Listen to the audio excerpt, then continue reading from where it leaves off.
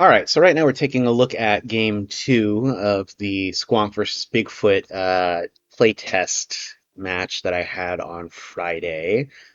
So few things ended up happening in this match that kind of opened my eyes to a few wider changes that need to be made, both to the game and to a few cards specifically. So we're going to go ahead and take a look here as we dive in and talk about it from a more analytical approach as the game goes on, and more about the card effects and how they're supposed to interact and what they are not doing slash are doing in the context of the game. So graveyard recursion as a whole really needs a little more work here. So you can see we're both starting off with a stage one critter. There's a Squatch and an Oscurio on the field. Oscurio has higher health, but it's really, really slow. So you're really relying on him to tank the hits from faster critters this first turn here. So I'm also going to adapt into a stage two critter here, and that's to keep the playing field even, but also because Bizarre is faster, and you really get a good speed boost here. Unfortunately, not as much of a health increase as you would want on a critter. So that's the trade-off there. He also has a paid attack, which is really useful. You can get more damage out of him than you normally would if you have the resources to spare for it. So the tussle starts, and because Bizarre now outspeeds the Bigfoot over here, he's going to deal his damage first. So here, player green is debating whether they want to use the passive to essentially retaliate to that attack or just attack straight up. Now, in this instance, Yahooligan is dealing the same amount of damage as his passive ability, which is there's really functionally no difference to using that. It becomes more of a sequencing thing later down the line if a slower critter ends up damaging somebody else, which will eventually happen. So you'll see that come in handy a little bit more. As this new round starts, both players are going to put a resource down. So I start off with a creep, and it's actually a pretty big mistake for me to play him like this. What I probably should have done, honestly, was mulligan at the start for a different stage one. Creep is something you want in your hand, but not necessarily coming through on the field as a regular play. Creep's real power, you saw in game one, comes from when he comes out in the middle of a tussle and he's able to deal that damage. Now, Bop is a problem because Bop can deal damage split. So he can deal 1 and 1 for 1 research, which is really, really strong later in the game. Once you start getting some power on that, you can make some really nasty plays and split that damage up in a really crazy way, especially with Bop. So I'm going to need to look out for that a little bit later. You see that I go into Chaos Silk and then into Moth Umbra. Chaos Silk can root critters, so critters that hit him are going to be dealing less damage on their next attack. And Moth Umbra can switch the speed during a tussle, but only when you declare it. So you kind of have to seize the opportunity in order to really make use of it, but that also makes it really niche right now. It kind of becomes an ability that you don't really end up using because it just takes too much to trigger. So I need to examine that and see if that's really something he needs to have. He used to do more damage based on your resources, but that ended up being a little problematic as well. So we're going to take a look and see if maybe there's something else he can be doing, or if maybe there's a different iteration of that. So Bizarre gets that damage out first. You definitely want to start pumping the damage onto Yahooligan, because if Hair-Do-Well comes out, it's going to be a huge problem if he's got damage stacked on him. So you want to take out Yahooligan before Hair-Do-Well comes out. It's usually the strategy with that. That's why the Bigfoot deck focuses a lot on healing and trying to keep those Bigfoot alive. But also, Squatch has the Tantrum move, which is going to really make it difficult to avoid getting damage, right? Because now you can kind of proc Yahooligan's reciprocating passive, I'll call it. I really should go back to having the passive have names, I think. I think that's pretty important now that I'm kind of commentating on it. So technically, Yahooligan was able to get 2 attacks out there with that retaliation passive, which is a really, really big jump for player green. It's a pretty tight action economy on these tussle phases and for the game in general. So it's very paramount that sequencing is done correctly. At least right now. You can see that rooted token goes on to Bebop, or goes on to Bop, and that's going to be really helpful in the future. at least for a little bit. Maybe not as much as I would like it to be, but still. You can see we're rounding off with some pretty equatable damage on the field. It looks like there's a slight advantage to player green. Now a much larger advantage thanks to that heal.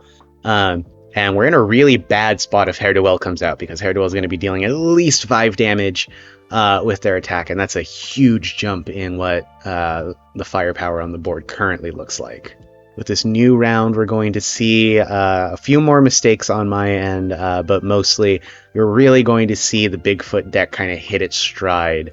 This isn't like the big pop-off turn, but this is where a lot of things start getting set up for it that really come into play later.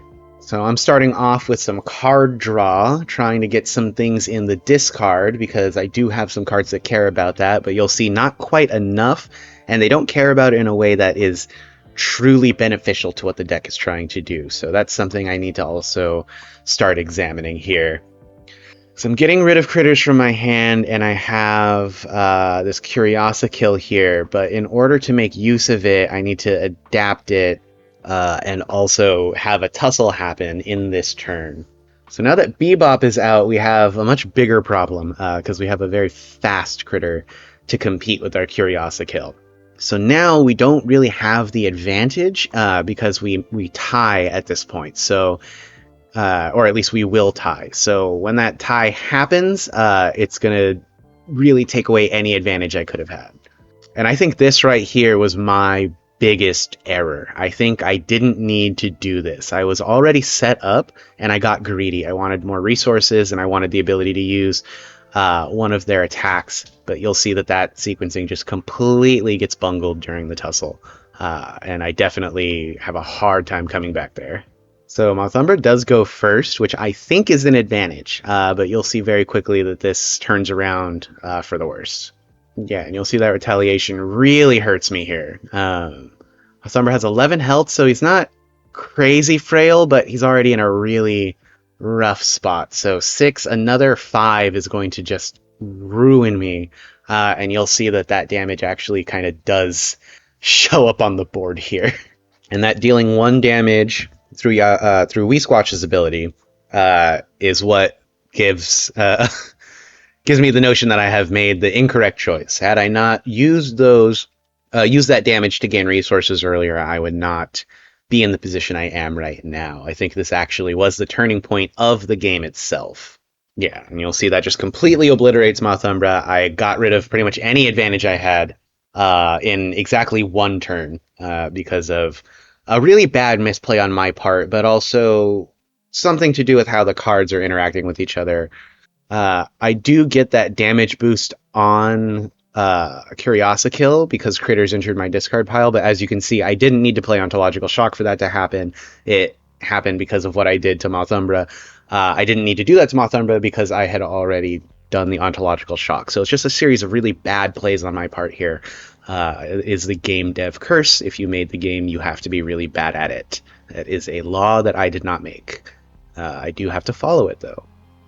So there's three stage 3 critters on the board, 2 of them belonging to player green. I am severely outnumbered here. I do try to claw my way back just a bit, but it does not end up working out for me here, and that has a lot to do with how the deck was composed. There's not enough working with the graveyard. I have about 3 critters in my graveyard and nothing that wants to do anything with it now that Curiosikill kind of made his move. And I think that's what's really missing right now from this kind of playstyle, is that nothing really cares about what is in your graveyard. You can pull stuff out, and some stuff gets powerful when stuff goes in, but for the most part, you don't do anything with it once it's there, and that's what's really missing from a lot of graveyard decks that could be possible in Critter Country, but just are not there. There's a lot of fun I wish could be had with Dread and Telluric critters as far as that goes, but it just doesn't exist right now, so we're going to be taking a look at that, especially after this match, seeing how these pieces interact or really don't. There's just not enough glue there to really hold this deck together, unlike the Bigfoot deck, which is just going mad with power. And the abilities are synergizing with themselves. Mainly the Bigfoot line is really putting in the work. And you'll see this is the only score that I earn for the entire game, which is very sad. So I've wounded a critter, and we are using the wonderful Mutology radiation tokens by Germ. Please go check out that game. But we're using those for our wounds here in Crytter Country, as I have not yet made the wound tokens. But that is where we're... that's where the board state is now. That wound, I think, is going to come in handy. It really doesn't end up factoring in here. And that's because while I'm dealing a lot of wounds, I didn't put many things in my deck that wanted to play with wounds. So I think that's another problem with this deck, is that there's a very scattershot mentality to it. So it really wants to do multiple things at once, and it needs to really focus in, especially with 20 unique cards. 12 of them are critters, so really you have 8 cards to work with that are not critters. And that may be a different problem, the composition itself, but as far as unique cards go in a deck, you have 8 that are not critters to really mess around with. And that might not be enough space, / you might have too much space to start dividing up. Like I might need to hone in on what I'm trying to build with this next iteration. But also a few card effects are going to be changing as well. I think that's important for that. Okay, yeah, so here is where the game just completely goes off the rails. Bit Bap Bop is using the bottom move to deal 1 and 1, but they've played Trampede, which is adding 2 to their attack. Now, the big problem with that is that in Crytter Country, when an attack has damage added to it, every instance of damage in the attack text has the damage added to it, which is... There's a lot going on there that can really go off the walls. That's a very tricky balancing thing that might need to change. But the biggest issue is that Bit Bap Bop gets to repeat the effect of any fisticuff card that's played. So in combination with his bottom effect, you can kind of start doing the math. He is doing some... Yeah, he just did some messed up damage there. That was a 5 and a 5, which is some absurd damage to get out in one turn from one critter. So Oscurio's ability triggers because he took 5 or more damage, he takes 1 less from that damage. So he only took 4 from that attack, but that's still really, really bad for me. Yeah, so you can see there, I get another point taken from me, or I guess another point earned by my opponent, and I tried desperately to bring back Moth Umbra, thinking that that's going to help me at some point, but I clearly am not looking at the board state. I need to get more critters out, I need to get them adapted, and I need to find some way to lock down Bit Bap Bop, because this is getting really bad for me, and I'm losing focus. I can already tell as a player I'm losing focus here.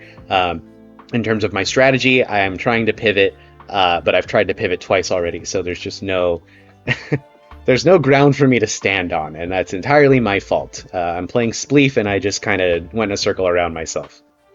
And I think that this is the round where it just all finally goes.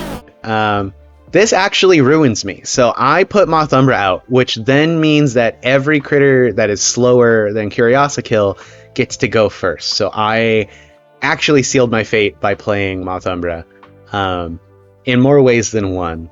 So Hair-Duel comes out, and now it's kind of done for. So Hair-Duel is going to be dealing 5, 6, 7 damage, maybe 8 or 9 when he gets that ability out. So basically anything on my side is going to be destroyed. Or I should have kept that research up so that I could have used Curiosakill's move. What I did instead was play Porkork because I really wanted to get him out onto the field, but I should have waited. I really should have waited, because that is what ruined me here, is not being able to deal the extra damage that I needed to. I could have taken out Hair-Duel in this round, and it would have at least bought me a little bit of time, I think, but I just completely failed to do so. Yeah, see, if I would have had the research, I could have dealt 5, and that would have, I think, been enough to take out Hair-Duel. Yeah, with 1 health left, I completely just bungled this game here. And it has a lot to do with my ability to not see combos that are in front of me, but also some of the cards aren't doing what I wanted them to do. For example, Porkork's out on the field, but really he's not doing anything aside from bringing stuff out of the graveyard, and really he should care about what's in there. I think that is a lot more thematically correct. Like, I still want him to have the like necromancer vibe, but there's something about maybe like at the start of each turn, return a critter from your grave. That's too strong, but there's certainly stuff here that could be happening and could be used. um yeah, and this is the final nail in the coffin for Curiosikill, because he only has 9 hit points with being so strong and fast. And that was it. That was it. So you can see there's a few things that go wrong with that deck. Namely, there's not enough synergy with the actual graveyard. That deck doesn't really have any it doesn't really have a direction that it really wants to move in. Nothing that's clear. When you're playing the Bigfoot deck, it's very clear that you want to get Bigfoot out and pack some damage onto him. It's pretty clear that you want Bit Bat Bop to be out when you're playing a Fisticuffs card. So it's really clear what that deck wants you to do, and I think that the lack of direction in the Squonk deck, combined with some of the card effects that are just really not doing what they should be doing, it's going to take some looking at. So hopefully by Friday we have that new deck out and tested, and we can show you what that looks like. Now, just to be clear, like, a victory is not really what we're looking for here. We can lose with this deck and still have it be a viable deck. We just need it to basically do what it says on the tin, right? If I'm playing with Necromancer Pigs, I should be feeling like I'm playing with Necromancer Pigs. And a lot of that match was Curiosikill. So does Curiosikill need his own deck? Absolutely. And we will be doing that. Some kind of like Grim Reaper Curiosikill deck sounds really, really neat now that I'm saying it out loud. Maybe with Ramacabre in there with a little extra spice. But we'll see. So stay tuned for next time. We will make some corrections to this deck and hopefully create some new playstyles as a result.